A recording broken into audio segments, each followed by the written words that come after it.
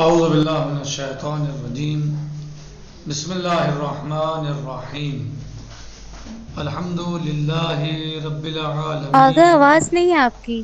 والصلاة والسلام علی افضل الخلق محمد وآلہ الطیبین الطاہرین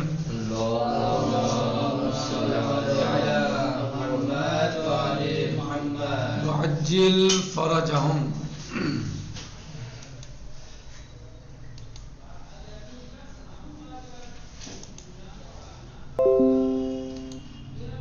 کیا اچھا مکان. ہماری گفتگو چل رہی ہے نبوت کے بارے میں، اور ہم نے گزشتہ دروس میں نبوت کے بارے میں بیان کیا ہے، سلام اور آگا.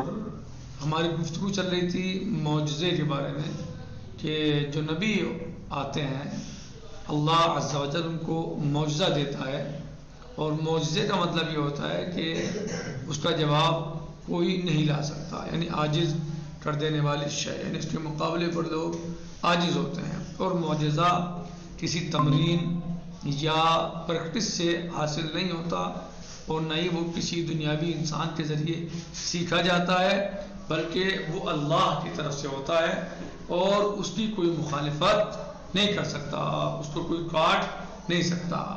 جبکہ جادو یا اور دیگر چیزیں جو پریکٹس سے حاصل کی جاتی ہیں یا تمرین سے حاصل کی جاتی ہیں، ان کو کاٹا بھی جا سکتا ہے، ان کی مخالفت بھی ہو سکتی ہے، اور آج ایک شخص نے ایسا کیا ہے کل کو دوسرا شخص بھی کر سکتا ہے. جیسے کہ مثال دی تھی وزن اٹھانے والوں کی کہ وہ آہستہ آہستہ پریکٹس کرتے ہیں، تمرین کرتے ہیں، اور اپنے آپ کو تھوڑا بڑھاتے جاتے ہیں، تو ایک وقت ایسا آ جاتا ہے کہ وہ دنیا میں سب سے زیادہ وزن اٹھانے والا شخص ہو جاتا ہے مثلا.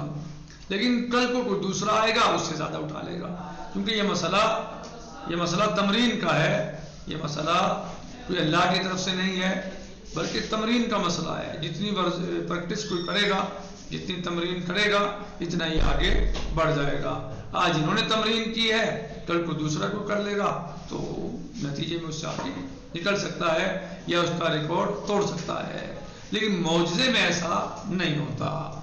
کہہ رہے کیا اچھا مکان اور باغ، سونا اور زیور وغیرہ خدا سے نزدیک اور تقرب الہی کی دلیل ہے. اگر یہ صحیح ہے تو پھر فرعون اور قارون کے پاس بہت زیادہ دولت تھی، تو کیا وہ خدا سے زیادہ تر نزدیک تھے؟ نہیں، یہ کوئی دلیل حجت نہیں ہے. لہذا ضروری نہیں ہے کہ جو معجزہ لوگ نبی سے چاہیں وہ ضرور دکھائیں، بلکہ چند معجزہ دکھانا کافی ہے. جیسے کاتب کی کتابت کو دیکھنے کے لیے چند سطر کافی ہیں.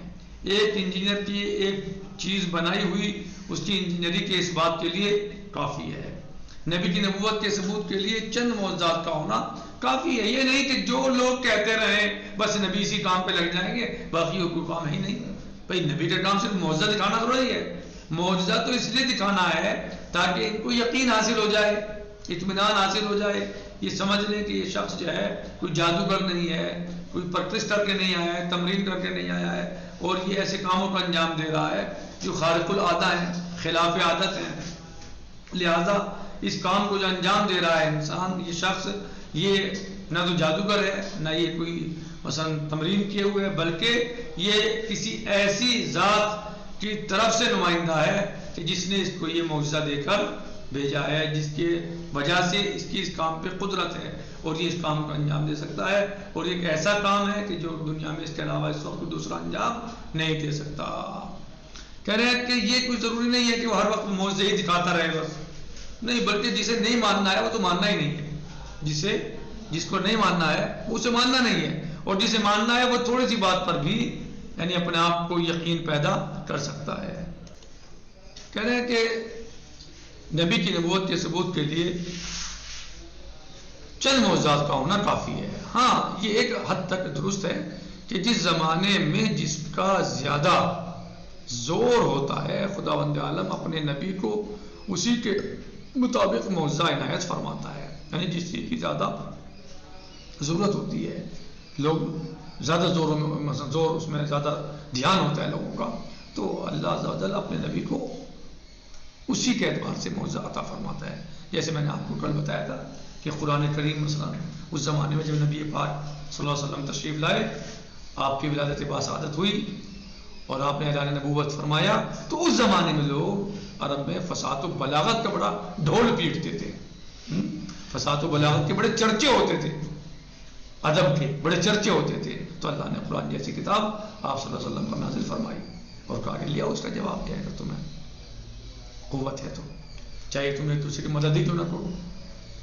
جناب موسیٰ کے زمانے میں جادوگری بہت زیادہ تھی، تو آپ کو عصا کا معجزہ دیا اور معجزے مثلاً جناب عیسیٰ علیہ السلام کے زمانے میں طب بہت مشہور تھی اور بہت آگے بڑھ رہی تھی، آپ مثلا بیماروں کا علاج کرتے تھے، لا علاجوں کا علاج کرتے تھے، جو مثلاً یا لوگوں کو برس جیسی بیماریوں سے نجات دلاتے تھے، یعنی علاج کرتے تھے لوگوں کا، صحیح۔ تو کہہ رہے ہیں کہ چند معجزات کا ہونا کافی ہے۔ ہاں یہ ایک حد تک درست ہے کہ جس زمانے میں جس کا زیادہ زور ہوتا ہے، خداوند متعال اپنے نبی کو اسی کے مطابق معجزہ عنایت فرماتا ہے۔ جناب موسیٰ علیہ السلام کے زمانے میں سحر و جادوگری کا زیادہ زور تھا، لہذا خداوند عالم نے جناب موسیٰ علیہ السلام کو وہی معجزہ عنایت کیا۔ جناب عیسیٰ کے زمانے میں علم طب زوروں پر تھا، لہذا خداوند عالم نے جناب عیسیٰ علیہ السلام کو زندہ کرنے کا معجزہ عنایت فرمایا۔ پیغمبر اسلام صلی اللہ علیہ وآلہ وسلم کے زمانے میں فصاحت و بلاغت کا عروج تھا، بہت زیادہ فصاحت و بلاغت کے چرچے تھے، فصاحت و بلاغت بلندی پر تھی۔ خداوند عالم نے آپ کو اسی زمانے کے مطابق قرآن عنایت فرمایا، اور جو دین ہمیشہ کے لیے ہو اس کے لیے ایک ایسے معجزے کا ہونا ضروری تھا جو ہمیشہ باقی رہے، یعنی جو دین وقتی طور سے تھا، مثلا اس کے بعد کوئی دوسرا دین آنے والا ہے، کوئی دوسری کتاب آنے والی ہے، کوئی دوسری شریعت آنے والی ہے، تو اس کا تو وقتی طور سے معجزہ ہونا کافی تھا، لیکن جو دین تا قیامت رہے گا، جو شریعت قیامت تک چلے گی، جو نبی آخری نبی ہوگا، نہ اس نبی کے بعد کوئی نبی آئے گا اور نہ اس کتاب کے بعد کوئی کتاب آئے گی، تو لہٰذا ایسی شریعت، ایسے دین، ایسے نبی کے لیے ایک ایسے معجزے کا ہونا ضروری تھا کہ جو تا قیامت باقی رہے۔ لہٰذا اللہ عز و جل نے جہاں اپنے نبی کو بہت سارے معجزات عطا فرمائے، مثلا چاند کے 2 ٹکڑے کیے، ہاتھوں پہ سنگریزے آئے، تسبیح و تحلیل کرنے لگے، اندھے کنویں میں یعنی بے پانی کنویں میں لعاب دین ڈالا تو پانی کا چشمہ جاری ہو گیا، اچھا پانی نہیں تھا تو میٹھا پانی ہو گیا، صحیح۔ درختوں کے قریب سے گزرے تو وہ اٹھ کے استقبال کرنے لگے، بہت سارے مریض آئے وہ شفا پا گئے، یہ سب معجزات تھے، چاند کے 2 ٹکڑے کیے، لیکن یہ سب معجزات وقتی تھے۔ بھائی چاند کے 2 ٹکڑے ہر وقت تھوڑے رہیں گے، وہ ایسے ہی رہ جائیں گے، ہو گئے بس اس وقت کیے، اس کے بعد ٹھیک ہے۔ تسبیحوں نے تحلیل کی، آپ کے ہاتھوں پہ آگے انگریزوں نے تحلیل کی، تسبیح کی، تو وہ اب تھوڑے کر رہے ہیں، بس اس وقت کر رہے تھے جب نبی پاک صلی اللہ علیہ وسلم موجود تھے، لیکن یہ دین تو قیامت تک رہنا ہے، یہ شریعت تو قیامت تک رہنی ہے، نبی کی نبوت تو قیامت تک رہنی ہے۔ تو اب ایک ایسا معجزہ ہو کہ جب تک شریعت رہے، جب تک نبوت رہے گی آخری نبی کی ہمارے، اور قیامت تو آخر تک آخری نبی ہیں، تو ایسا معجزہ ہو کہ جو قیامت تک لوگوں کی ہدایت اور منار ہدایت بنا رہے اور اس کا کوئی جواب بھی نہ لا سکے، ایک ایسا معجزہ اس نبی کے لیے ہو۔ لہذا اللہ عز و جل نے اپنے نبی کو ایک دائمی معجزہ دے، ہمیشہ رہنے والا معجزہ عنایت فرمایا، جس کو ہم قرآن کریم کہتے ہیں۔ قرآن کریم اللہ عز و جل نے اپنے حبیب پر نازل فرمایا، اور اس کی بھی تفصیلی بحث ہے جو میں نے اپنی رمضان مبارک کے دروس میں جو ہمارے چینل پہ موجود ہے ویڈیو دروس کی، کہ اللہ عز و جل نے یعنی سورہ نازلہ کی تفسیر میں جو ہم نے بیان کیا ہے کہ اللہ عز و جل نے قرآن کریم کو کیسے نازل کیا، ایک وقت میں نازل کیا یا آہستہ آہستہ نازل کیا، کس طریقے سے نازل کیا، کیسے کیسے نازل ہوا قرآن کریم، یہ سب ہم نے وہاں پر بیان کیا۔ اگر آپ کے اندر شوق ہے تو کبھی دیکھ لیں انشاءاللہ، تو ہو سکتا ہے کچھ فائدہ ہو جائے کہ اللہ عز و جل نے قرآن کریم کو کیسے نازل کیا، کس طرح نازل کیا، اور کیا طریقہ تھا، کب نازل کیا۔ تو یہ سب انشاءاللہ ہم نے سورہ قدر کی تفسیر میں جو ہم نے ماہ مبارک رمضان میں سورہ قدر کی تفسیر بیان کی ہے، وہ ہمارے الزہرا ٹی وی چینل پہ موجود ہے، تو انشاءاللہ آپ اسے رجوع کر سکتے ہیں، آپ کے کام آئیں گے انشاءاللہ، ہو سکتا ہے کچھ فائدہ ہو جائے۔ بہرحال تو اللہ عز و جل نے اپنے نبی پر قرآن کریم کو نازل فرمایا۔